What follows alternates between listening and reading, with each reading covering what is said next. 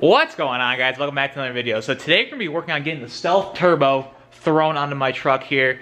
Now, it's been a long time coming. I've been wanting to do this for a while now. Finally, all the cards lined up. We're going to go ahead today and get it thrown in. Now, this turbo is for a 17 through 19 truck.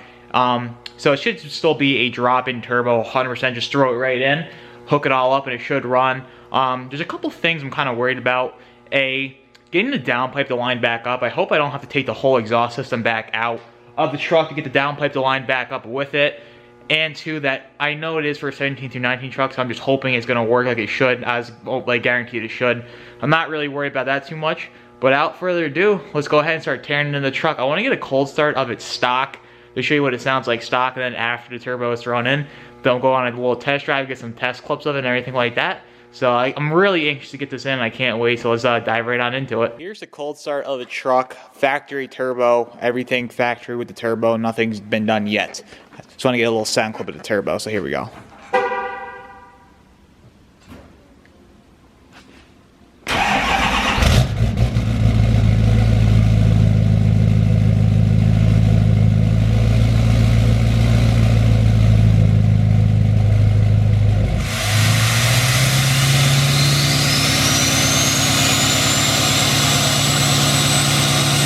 Okay, so now let's work on getting this turbo put in. Now we got it inside. This is going to be very simple. This should probably only take a couple hours because everything's really out of the way now. Only thing we're going to have to do first, take the whole intake off, get the wire bridge pulled, then basically right at the turbo. The only thing that might be kind of finicky is getting that downpipe put back on. I might have to loosen it at the V or at the 4-bolt flange down below just to wiggle it around to get it back on, but that's really going to be the only thing. So let's get this turbo out and get the new Stealth thrown in. We're finally starting to make some progress now. We got the whole Y bridge out. Now this just applies to 2020 trucks. I'm not going to drain all the coolant, so basically it's just going to drain to the lowest point. So basically it's just going to drain this out in the tank here. So I'm just going to put a bucket under the truck and then just catch it on the ground. But one thing that I caught was actually kind of interesting is a couple things. The turbo's a little bit different from 17 through 19 to 20s. I'm going to address that in a few minutes. Also, the other thing is my oil leak from a while back. I don't know if you guys can see down in there. My oil drain's just covered. There's a ton of oil in there, so it looked like it might be dripping down and going to the oil pan. That's why I thought it was leaking from the oil pan, but it could be very well likely leaking from here. So I want to examine that gasket when I get it out. I was talking about the oil drain thing, maybe getting a new one. That might be something I have to do at this point. But we'll further examine that when we get it out. And yeah, we'll just keep chugging along here. Like I said, I'm probably only a half hour deep into this. This doesn't take long to pull the turbo. Okay, so this is what I'm talking about. I just cracked the coolant feed line. And I just put a bucket there, and just a little bit came out. Like I said, I don't think a ton is going to come out. I'm going to release the pressure from the cap here now and see. But I think it's really just going to drain the tank, to be honest. But I'll keep you guys updated. Alright, so basically what I thought was going to happen did happen. After I cracked that, it just drained the entire tank, and that's it, because obviously what's in the system ain't going to flow through the turbo because the truck's not running. So that's all you got to do. I'm not sure if this is the same case on 17 through 19 trucks. I've just done this before once. I couldn't remember what it did, but that's exactly what it did. Just drains the tank out, and you don't got to drain out the coolant. Just top the tank back off and we're done. And that's about it. So now I'm going to go ahead, pull the coolant feed, the coolant drain, and then the oil feed and drain lines. Just pull the turbo out, and then yeah, we'll get the Stealth thrown in. I think my suspicions were right. As you can see, that gasket on the bottom of that, how mangled that is. I must have messed up putting it in. Nobody's perfect. When I did this for the first time, I had no clue what I was doing, but now I do, fortunately. So now I'm probably gonna have to just order this whole new pipe from the dealer, get a brand new one, or maybe try to find a used one somewhere with already riveted on there. I'm going to pull it out on the ground and show you guys what I'm talking about with these rivets here in a second. And now this is on the ground, I can talk about it a little bit more. Obviously, this whole gasket is mangled. There's, that's probably definitely where my leak was coming from, I'd assume. This whole thing's creased. I think actually looking back on it, I think that actually happened when I pulled it out the first time. I put it in thinking it's going to be fine, but obviously it's not. I'm almost positive my oil leak's coming from here, not my oil pan. But anyways, this gasket's non-serviceable. As you can see, there's rivets on here. But what's dumb is you buy this whole new drain from GM. It does not come with this gasket riveted on here. They just give you a new gasket. It's kind of a pain in the butt because the oil drains all the way down there. You can't get your hands or fingers down there or anything to keep the gasket in place. So I think I'm gonna go online, try to find another one, maybe get overnight so I have it tomorrow. But I think this is as far as I'm gonna get today, because obviously I can't put the new turbo back in with this.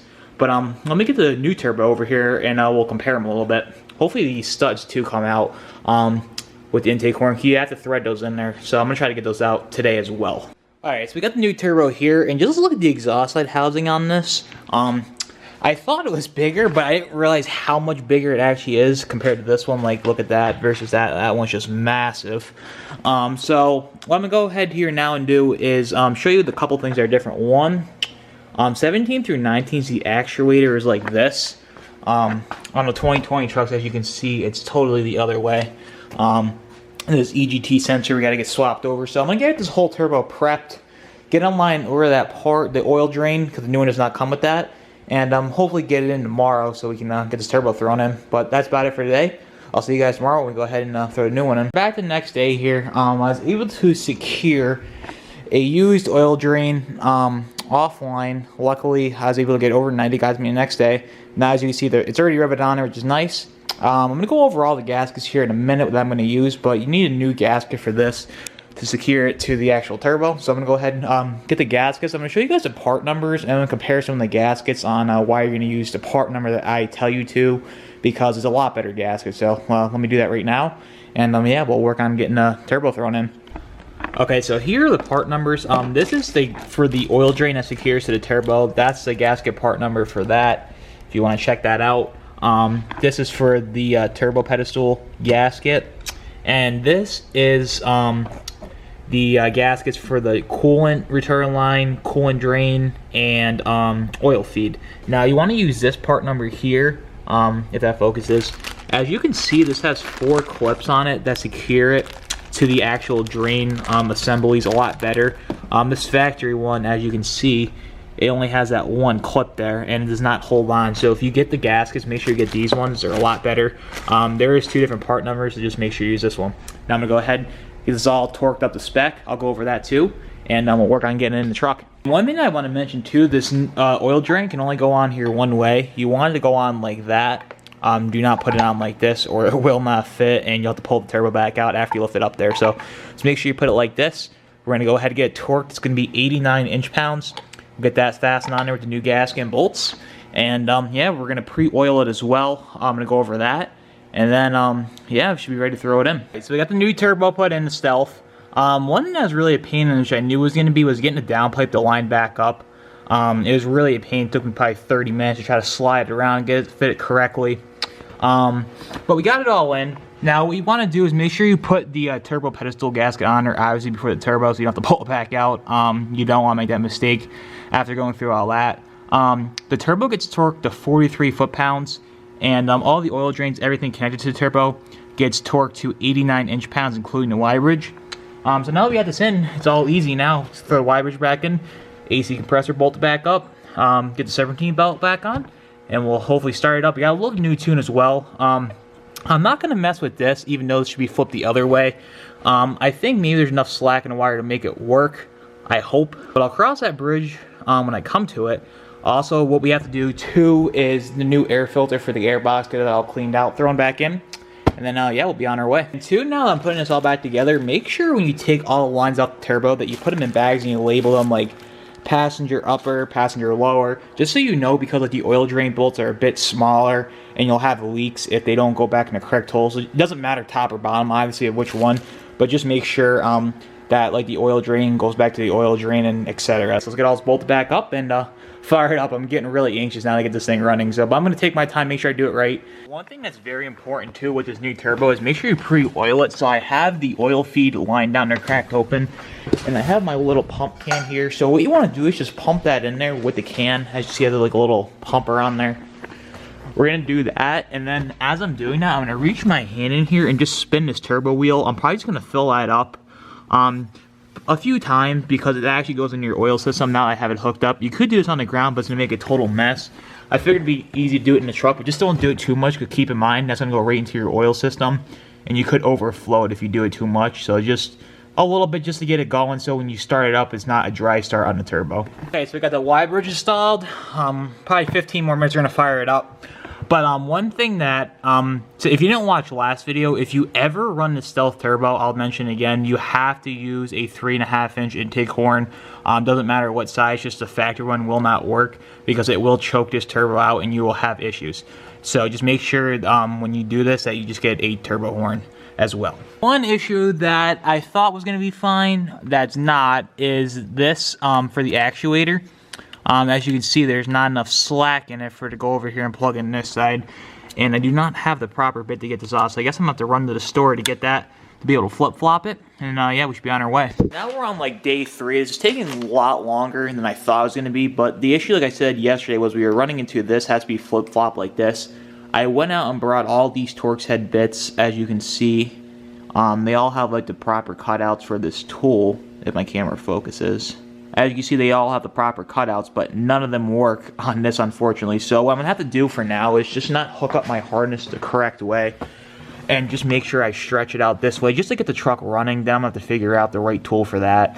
I'm going to have to do some more research on it, but as of right now, I have no idea what that is, and it's going to look like a complete mess, but at least it will get the truck running. So let's go ahead here now, get that hooked up, and get the airbox back together and start the truck up. I'm kind of getting frustrated here because now I can't flip it 180.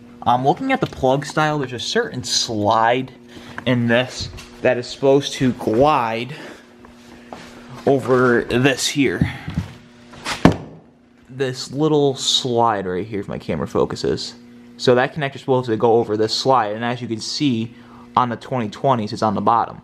So that one, when you flip it this way, it's on the bottom, but technically, since the other one's on the bottom like this, and you rotate it 180, it's going to be on the top. So even though I can't rotate it, my factory harness will not plug into this. Probably get the 17 through 19 turbo. I thought it was going to work, but now we're going to have to see if I could pull the whole actuator off the turbos on the truck currently and see if I can put it on the front of this, but I don't know if that's even going to work. I don't know if they modified the whole front section, so this is some stuff we're going to have to figure out. I'm still going to try to start the truck. I don't think I'm going to be able to drive it, honestly, because the VGT section ain't plugged in, ain't going to do anything, really. Like, it'll probably start, but it's going to run like crap because it's going to have no vane control because obviously it's not plugged in. So I'm going to try to mess with it a little bit more, see what I can make happen. I really don't want to have to modify or cut my factory harness. I know if I cut that slide out, I Dremel out on my harness, it will plug in, but honestly, I don't want to do that because I don't want to be messing with my factory harness. I want to make a complete drop-in so I don't have to do any of that. But yeah, let me mess with it a couple more minutes, see what we can do. If not, I'm going to try to start the truck and see if it sounds any different because I'm honestly anxious at this point to get it running. But yeah, let me see what I can figure out here. So now we got the turbo pre-oiled, everything put back together. Last thing to do is just open up the airbox. I'm going to inspect how dirty it is. We'll throw a new filter in, hook the whole air intake back up, and we should be on our way here. My airbox had a lot more junk in there than I thought there was going to be. As you can see, we don't want any of this crap getting sucked into the new turbo, so I'm going to go ahead, clean the box out, throw a new filter in, and then get this installed back on the truck. We're finally back together. Now I kind of just have everything mocked up, like I don't have the airbox tight or anything like that. I have a pretty good gut feeling that I'm going to have to pull this turbo back out, unfortunately. That's what I feel like it's probably going to come down to. I'm not positive yet. There might be a better solution, but until I talk to them on Monday, I'm just going to leave it like this for now. Now, what I'm going to do is, since I pre-oiled the turbo, if you leave these two connectors on top of the Y-bridge unplugged, the engine will just spin. So hopefully oil and all that stuff will just flow through the turbo. I'll crank a couple times, and I'll plug those back in. The truck should fire. Now, I'm not sure if it's going to run because the actuator is not plugged in, but I have a feeling it will. Now I'm going to go ahead and load the new tune into the truck, and we'll go from there. Now we're working on getting a new tune loaded in. I got that loaded in there on my laptop. One thing that already happened was I got a service emission system message. It could be either A, because the actuator is not plugged in, or B, because I have those connectors unplugged. Hopefully when I reset the batteries, that goes off after new tune's loaded in. But like I said, I'm going to crank it a couple times. I'm not going to bother topping the coolant back off, because like I said, I'm probably going to drain it again. But yeah, hopefully this starts. I'm really curious to see on what it sounds like. Now that we got the tune in, we're going to try to crank it over a couple times just to see if we get some oil to that turbo. So hopefully it just spins over. Let's give it a try.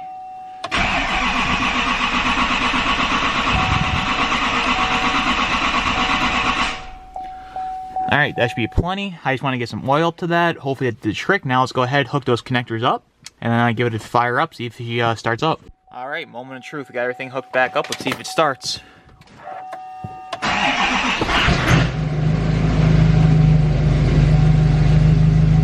Engine power is reduced. All that stuff's still on my screen. It sounds a lot more rumbly. I'm gonna try to put my high idle setting on in here. It's so cold. Vehicle.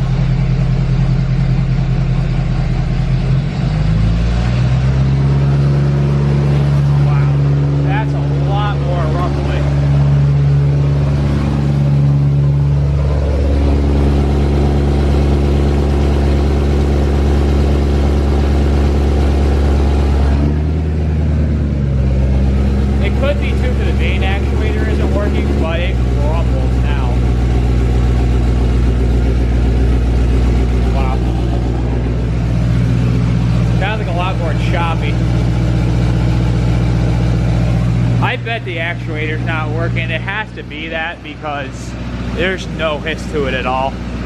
But let's see.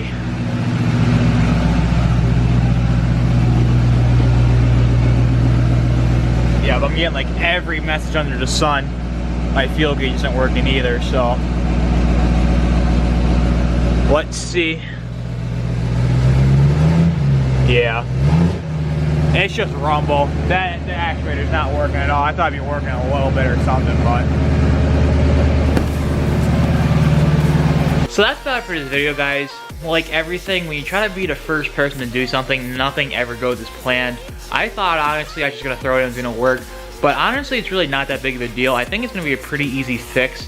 I may have to open up that actuator and solder in some wire to maybe make that connector work. Or maybe just get a specific 2020 turbo built for me, which is kind of suck. I have to pull the whole turbo back out, but it takes a couple hours. It is what it is. I'm not too worried about it. And also the third thing could be, I'm not sure if the actuators are honestly the same between them. There is some little difference I noticed on them, but hopefully it works. We're gonna get it all figured out.